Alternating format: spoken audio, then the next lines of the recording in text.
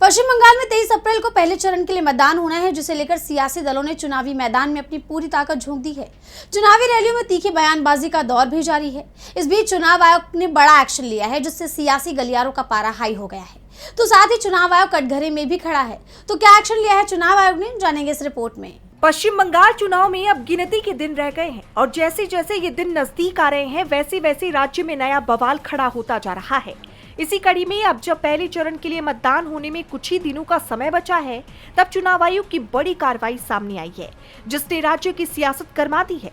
दरअसल मुख्यमंत्री ममता बनर्जी की भवानीपुर समेत 55 सीटों को चुनाव आयोग ने खर्च के लिहाज से संवेदनशील घोषित किया है। ऐसा इसलिए क्योंकि चुनाव आयोग को लगता है कि इन सीटों पर खर्च उम्मीदवारों की ओर से लिमिटेड से ज्यादा हो सकता है। यही नहीं, चुनाव में खर्च पर निगरानी रखने के लिए चुनाव आयोग ने 100 पर्यवेक्षकों को भी नियुक्त किया। ऐसा पहली बार है जब इतनी बड़ी संख्या में पर्यवेक्षकों की नियुक्ति की गई है। आयोग का मानना है कि अगर निगरानी नहीं की गई तो फिर वोटरों को लुभाने के लिए अवैध तरीकों का इस्तेमाल बढ़ सकता है। अब सवाल उठ रहे हैं कि ऐन मौके पर इतनी बड़ी कार्रवाई करना कहां तक सही है। टीएमसी आयोग के इस फैसले पर आग बबूला हो चुकी है। इसके अलावा आपको बता दें, आयोग ने जिन सीटों को संवेदनशील घोषित किया है, उसमें सीमांत क्षेत्र, उत्तर 24 परगना, मालदा, मुर्शिदाबाद और उत्तर दिनाजपुर शामिल है।